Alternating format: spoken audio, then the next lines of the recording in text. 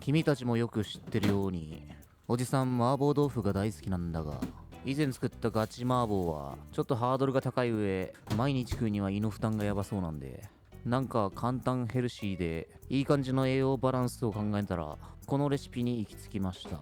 テーマは毎日食える麻婆豆腐。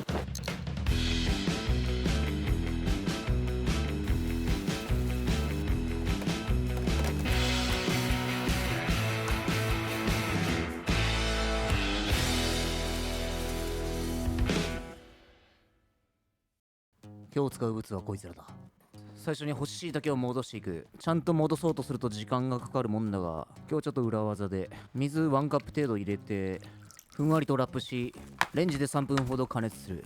キクラゲとかその辺の乾物もこのやり方ですぐ戻せる。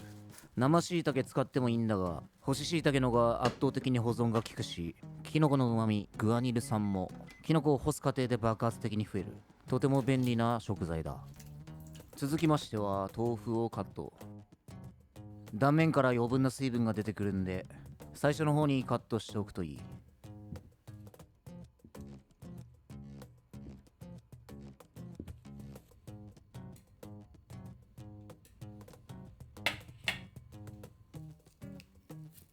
お次、玉ねぎ。今日は1分の1個たっぷり使っていく。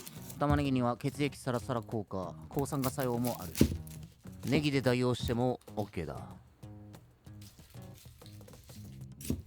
玉ねぎは粗めのみじん切りにする。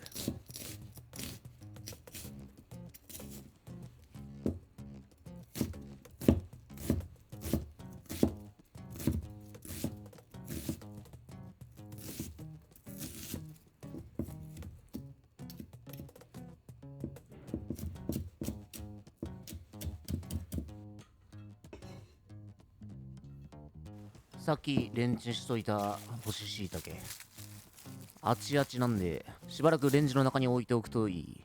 この琥珀色のスープ、旨味豊富なんで捨てたらあきまへんで。こいつも後で使うから取っておく。干し椎茸、水から戻すとめっちゃ時間かかるんだが、運命の利器レンジを使えば戻すのも一瞬だ。キクラゲなどの乾物にもこの手法は使えるんで覚えておいて損はない。硬い石突きの部分だけ取り除き、あとは適当に細かく刻んでいく。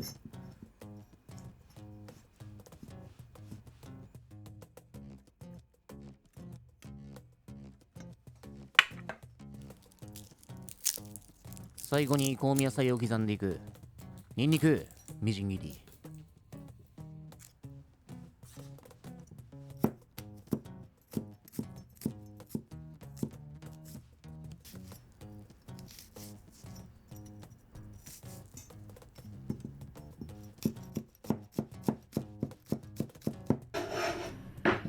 生姜、ニンニクと同量ぐらいみじん切っていく。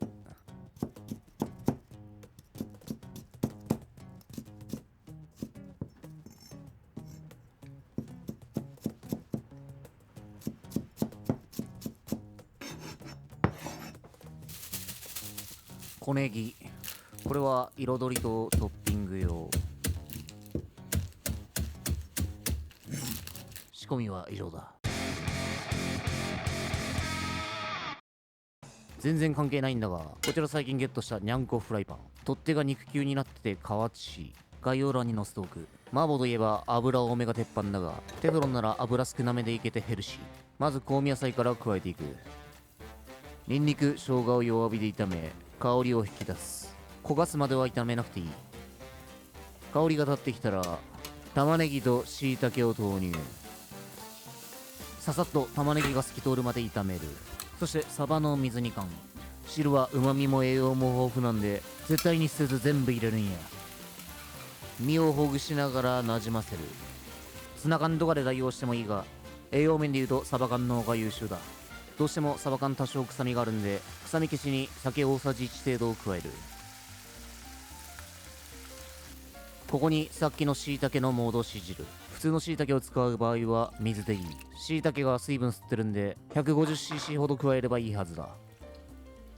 さらに豆腐を追加し、スープの旨味を吸わせながらプルプルになるまで鍋の中で一緒に煮ていく。このスープ旨味豊富なんで味付けはシンプルでいい。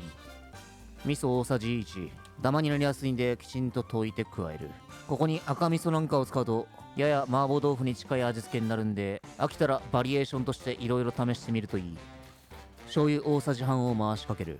味の濃さは醤油の量で調整するとさらに本だし小さじ3分の1程度、これの旨味の相乗効果を狙っていく。異なる種類の旨味が掛け合わさると旨味が何倍にもブーストする。本だしのグルタミン酸とイノシン酸、サバのイノシン酸、そしてキノコのグアニル酸、こうやって掛け合わせることで旨味が7、8倍になる。これが旨味の相乗効果。ここで一度味見し、薄かったら煮詰めるか醤油を少し足す。そしたら水溶き片栗粉でとろみをつける。面倒な場合、さらっといきたい場合はとろみ付けしなくてもいい。鍋の中が高温すぎるとダマになるんで、火を止めて温度を下げてから回し入れる。とろみがついてきたら熱してとろみを定着させていく。最後は強火にし熱々の状態まで持っていく。食欲を増進させたかったらここにごま油でも回しかけるといい。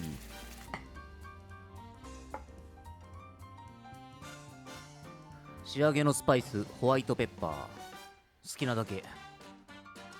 あとこれいつか足立に振る舞った時に第一声見た目がゲみたいだとか抜かしやがったんで、多少見た目には気をつけます。ちなみにその発言をしたやつは現在消息不明です。言葉には気をつけようね。お後がよろしいようで。完成よ。栄養満点サバ缶豆腐。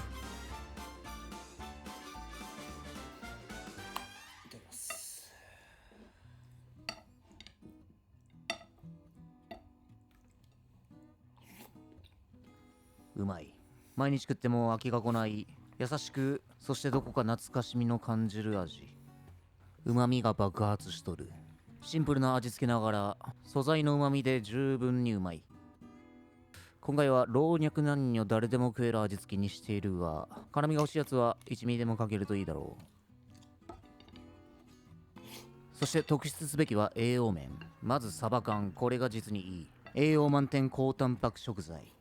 脂質も含まれてはいるが、脂質にもいい悪いがあって、青魚の脂質は相当いい。DHA、EPA など、いわゆるオメガ3脂肪酸と言われるやつ。オメガ3は血液をサラサラにして病気のリスクを下げたり、中性脂肪を下げる、脳が活性化し集中力が上がるなど、様々なメリットがある。オメガ3は必須脂肪酸、つまり体に絶対に必要な脂質だが、体内で生成されることはなく、外部から取り入れるしかない。成人男性で1日に必要なオメガ3の量はだいたい 2g 程度。サバ缶1個でこれぐらいは含まれてるんで十分だ。魚を扱ってないスーパーも結構あるんで、サバ缶は非常に重宝する。さらにサバ缶を食うと GLP-1 という痩せホルモンも生成されるんで、ダイエット食としてもおすすめだ。さらにサバ缶1缶に含まれるタンパク質は 40g ちょい。加えて今回使った木綿豆腐1丁。これでタンパク質 20g ちょい取れるんで、この1食だけで 60g ちょいはタンパク質稼げる計算。平均的に1日に必要なタンパク量をほぼこの1食で補えるのは相当でかい。ダイエッターにもトレーニーにもおすすめのレシピなんで、ぜひ日常のレギュラーレシピに取り入れるといい。